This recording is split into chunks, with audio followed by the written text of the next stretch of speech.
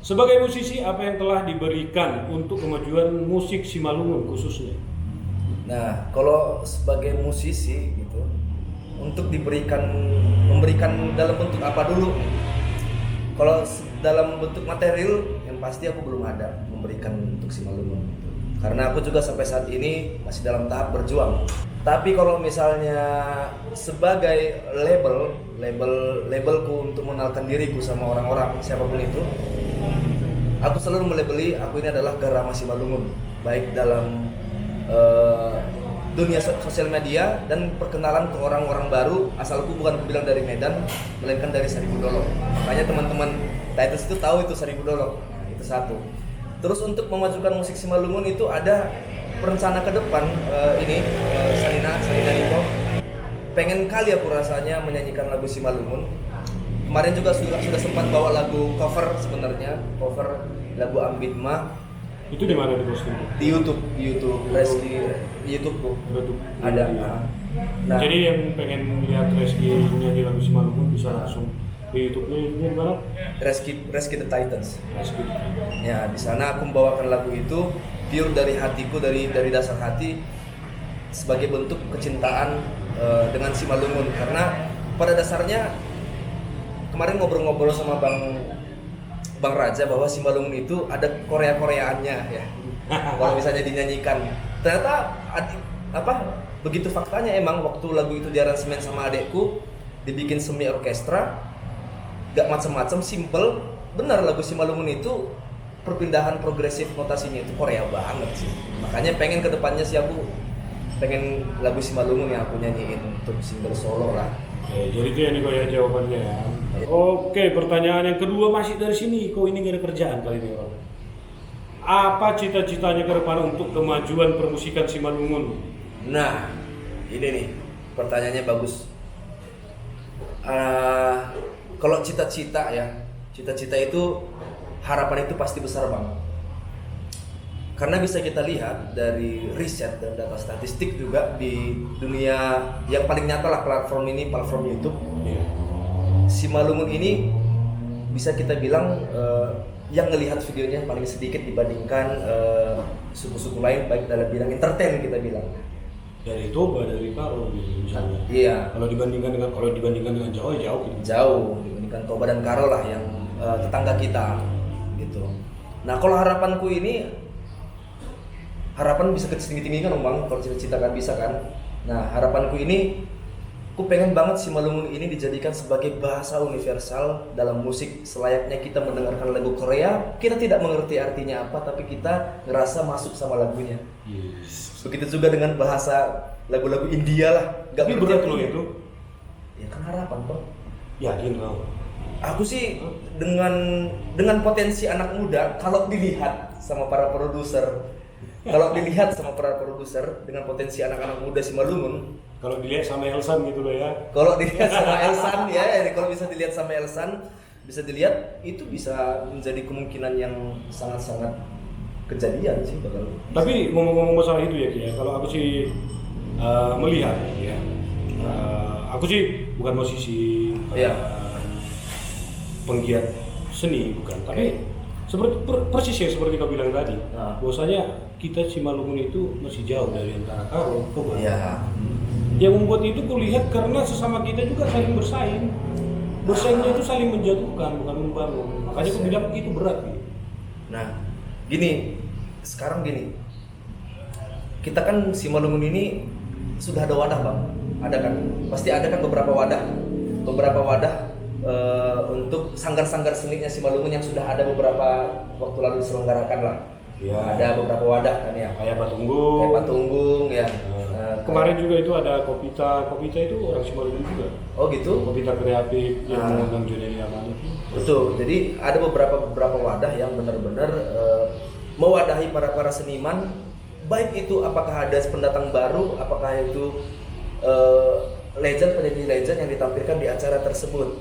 Tapi percaya nggak percaya, kemarin Bang, ini fakta, waktu aku ke Pinurun Cafe Seribu Dolok, ternyata talenta Simalungun itu, bukan Simalungun sih aku bilang ya, talenta Seribu Dolok lah aku bilang. Itu banyak loh Bang. talenta Seribu Dolok, belum yang lain, belum Masih seputaran Seribu Dolok, ya? Seribu Dolok banyak bang gitu. Cuma satu permasalahan kita di Simalungun yang menurutku ya, ya kalau aku salah ya salahkan aja, kalau benar ya benarkan kan gitu. Permasalahan di Seribu Dolok, Simalungun itu sektoralnya sangat tinggi, khususnya kita Seribu Dolok. Sektoralnya sangat tinggi, itu yang bikin kita susah. Contohnya gimana bang? Ya kalau kita ini menurutku ya beberapa kegiatan itu Simalungun, ya kita Seribu Dolok sekitarnya itu di nomor 2 kan. Kenapa? Karena ya bagi beberapa orang kita itu bukan Simalungun. Wow. Karena bahasa Seribu Dolok itu bukan bahasa Simalungun, bahasa Simalungunnya Seribu Dolok salah, banyak berangkat kayak gitu. Iya. Aku bilang tadi susah, tapi tergantung kamu sebagai musisi. Ya sekarang gini loh, kalau Horas. Kalau misalnya pendapat point of view aku sebagai seniman yang ibaratnya lahir dari tanah Simalungun, bisa aku bilang tanah Simalungun karena memang berdasarkan geografis juga Seribu Dolok itu Kabupaten Simalungun gitu. Ya. Di balik dari tata bahasa kita itu mungkin tidak kayak mana ya kalau bahasa raya Beda lah sama daerah raya ke sana.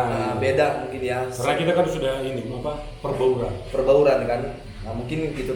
Tapi pada dasarnya untuk mencintai Simalungun sendiri kan bukan dinilai dari bahasa kita, tata bahasa kita bagus apa enggak, Bang. Terus Menurutku sebentar ya, Bang ya. gitu. Ya sayangku. Sayangku. Hai sayang, di mana? Hah? Oke, pertanyaan berikutnya jadi kita nggak pusing. Datangnya dari Pebrinsen Purba. Pak Guru, kau di mana? Aku di sini. Lainnya kok juga banyak pertanyaan si Rizky. Oke, mungkin itu aja dari netizen. Oke. Dari saudara-saudara kita, dari saudara kita juga. Iya. Nah, kita kembali ke Simalungun tadi. Oke, Bang. Kau punya harapan besar untuk Harapan besar Simalungun, Bang. cuma kan ini kita kan bersharing di sini. Iya. Simalungun itu susah. Orang Simalungun aja belum tentu mau share lagu Simalungun. Kenapa? I don't know. Nah. Mungkin bagi mereka kita itu ini ya, satu yang kulihat, ketika ada yang maju satu orang, terus ada yang maju satu lagi, itu merasa saingan, merasa rival gitu. Umur Subili itu masih terlalu tinggi, padahal falsafah itu menurutku ya, Gunawan Debona itu sangat berat. Berat kali itu, Bang. Gini, Bang, kalau menurutku ya, buat adik-adik lah gitu, ataupun teman-teman sebaya atau abang-abang senior kami yang menonton video ini ya, Bang ya. Sebenarnya gini, pada dasarnya kita ini kayak instrumennya dari sisi budaya lah, tradisional instrumen of Simalungun itu sangat kaya. Terlihat dari apa aja, Bang? Ada hasapi, ada alat-alat musiknya itu benar-benar kaya lah gitu. Tapi percaya nggak, musik Scotland gitu ya, musik Scotland yang pakai rock itu, yang pakai kayak tiup-tiup kayak gitu, musik Scotland. Kemudian ada musik India, sitar kayak gitu, ataupun tabla kayak gitu yang di India punya, itu memiliki evolusi. Itu kita ada nanti relevansinya sama obrolan kita ini ada. Nah, begini, musik Simalungun yang sekarang yang aku lihat itu, yang aku dengar ya, gitu ya, sebagai penikmat musik Simalungun juga, itu Simalungun itu sebenarnya notasi klasiknya itu indah banget. Tapi sekarang zaman sudah berubah. Zaman itu sekarang musiknya itu sudah serba digital.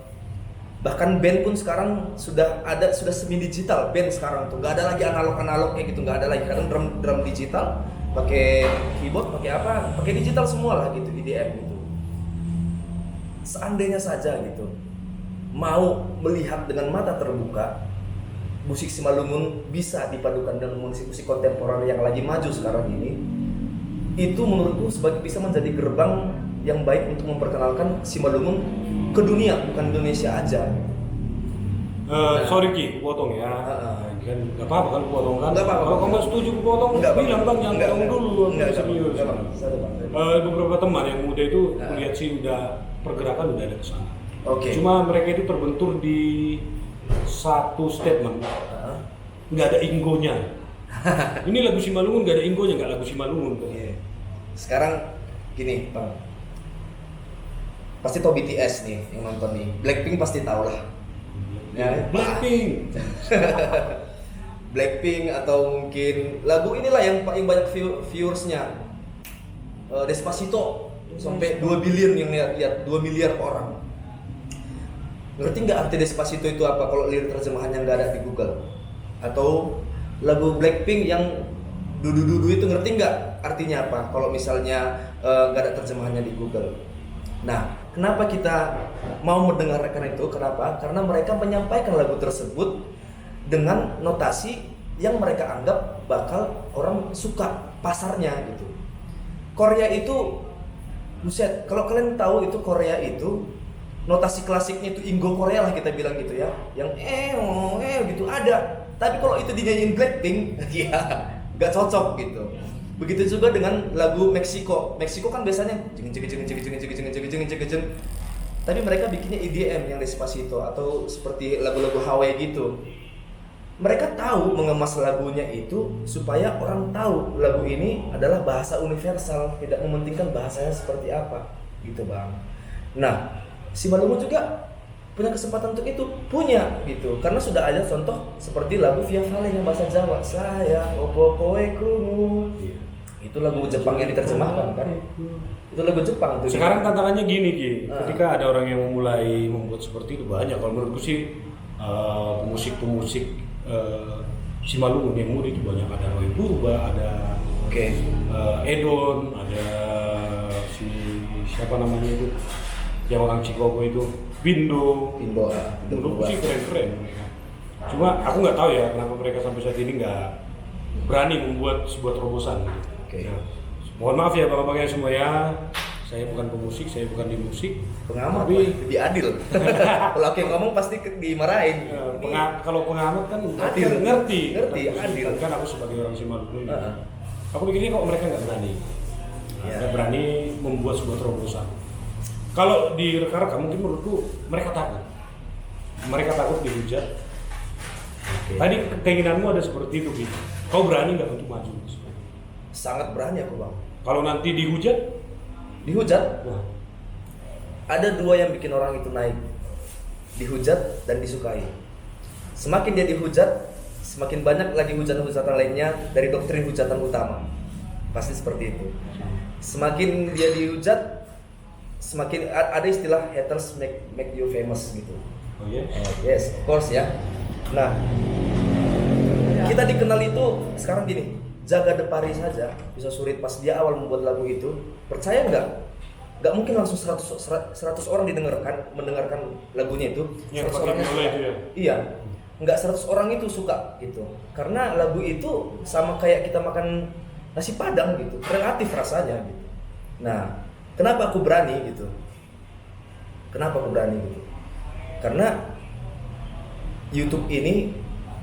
YouTube lah kita bilang ya. Kalian lihat YouTube, kalian coba lihat Cak Nan Losdol itu yang views 100 juta yang nonton bahasa Jawa. Dia itu sudah sangat-sangat berhasil menyampaikan lagunya itu dalam bahasa kesehariannya di sana, nggak harus bahasa Indonesia. Kenapa Simalungun nggak bisa gitu? Sedangkan contoh-contoh yang sudah berhasil sudah banyak. Kalau misalnya takut dihujat itu soal belakang. Yang pasti konsisten aja dulu, Bang. Gitu, konsisten. Tadi aku nanya berani nggak lu? Gue nanya gitu. Tapi gue belum tanya nih. Lu kan udah di Titan sih, udah nasional tingkatannya. Oke. Kau lah ya. Lu apa kau? Bebas lah. Oh, Bani. Halo orang Roma. Lu masih mau nggak nyanyi lagu daerah? Mau. Ya, bener. Kalau kita sudah membawa emblem Habonaran Bona itu, kalau itu kita sudah bawa dan dia jaring dari kita, bahkan sedari sperma sekalipun udah diajarin seperti itu akan kubawain lagu Simalungun. Tapi namanya setiap musisi pasti memiliki keterbatasan dalam membuat karya. Seperti aku, mabira wakinang membuat karya lagu Simalungun, merpasir-pasir bahasa Simalungunnya dalam album penulisan itu. Gitu Bang. Karena aku juga paham sama kekuranganku dan keterbatasanku Bang. Oh iya, tadi ada pertanyaan lu Punya lagu ciptaan sendiri gak lagu Simalungun? Belum ada. Oh, belum ada. Belum ada. Dan ada keinginan. Keinginan aja, tapi harus ada konsultasi, takut salah lirik. Kalau untuk notasi, membuat notasi ya bisa lah gitu. Untuk penyanyi Simalungun yang kau senangin sekarang siapa? Ya, Yang kau kenal lah, penyanyi Simalungun yang kau kenal. siapa? Atau Johnny Liaman. Johnny Liaman, Gumis Niuting. Gumis di Huting. Yang banggar Gumis ke tulang. Gumis di Huting ya ganjanggo. Nomor 2 ya itu Dama Silalahi. Dama Silalahi. Terus Terus. lagu Dama Silalahi yang kau ingat apa?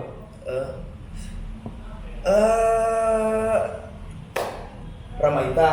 Gimana tuh? Ramaita. tinggi kali. Lagu Dama Silalahi. Ramaita.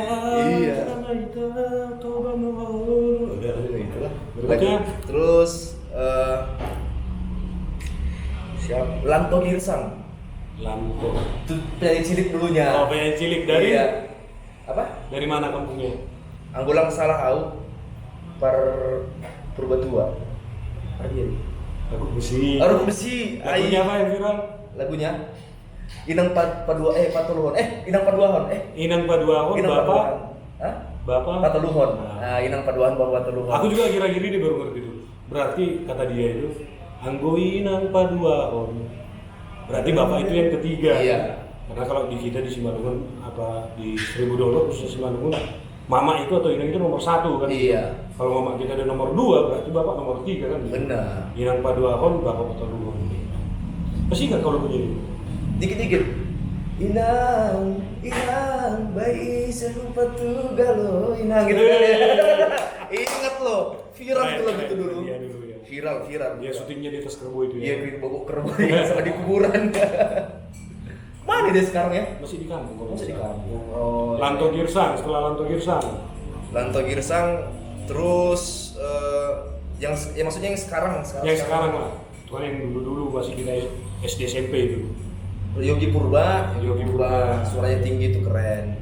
Yang kalian Purba itu keren-keren ya. Ya, mudah-mudahan lah.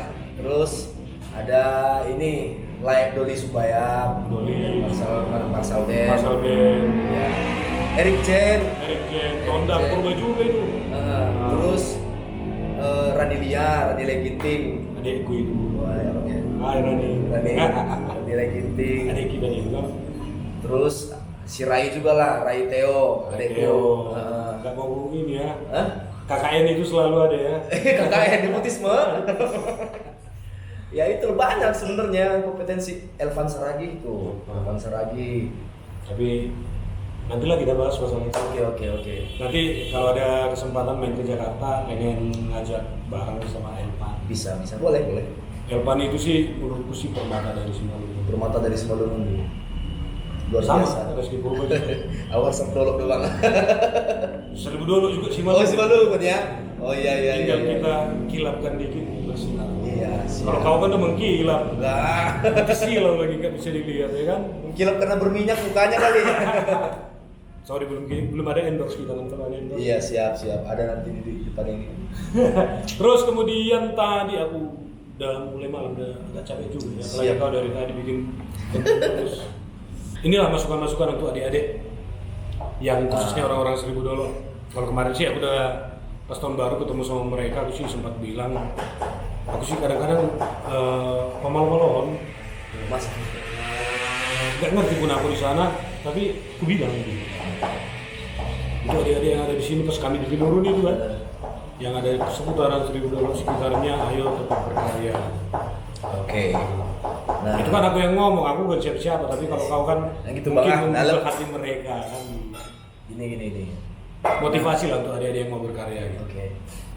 Nah, buat kita bilang jangan adik-adik, rekan-rekan baik itu adikan kita, abangan kita, ataupun sebaya sama kita, kakak-kakak kita semua, jangan pernah gengsi sekalipun membawa lagu Simalungun, jangan pernah. Terus yang kedua, lagu Simalungun itu indah kok, indah banget. Kalian dengar lagu Ida Gambiri Topi Pasar, itu indah kan lagunya. Terus yang ketiga, jangan beranggapan stereotip karena viewers kita paling rendah di YouTube, terus anggapan kalian pasar bukan di situ, salah besar. Itu jangan kalian salahkan pula pemusiknya atau nyanyinya kurang bagus atau gimana, melainkan kalian harus rajin-rajin nge-share lagu-lagu Simalungun yang terbaru, yang benar-benar menurut kalian bagus dan ada kebanggaan tersendiri buat kalian kalau lagu itu nantinya suatu saat naik gitu. Yang paling penting adalah buat ini luas lah aku bilang ya, karena sudah banyak contoh. Kita sebagai seniman, terlebih khusus sebagai seorang penyanyi, rendah hatilah kalian, rendah hati. Jangan menganggap bahwasanya satu orang ini misalnya nih penyanyi A dan B, dua-duanya sama-sama baru. Ini satu single dinaikin ke YouTube, ini satu single, ini viewersnya lebih banyak. Jangan pula manobo yang satunya ini. Jangan merasa tersaingi. Jangan ngerasa karena viewersnya lebih kecil ataupun sedikit lebih mendengarkan, kalian berkecil hati. Ya caranya apa? Ya berkarya lagi. Gitu.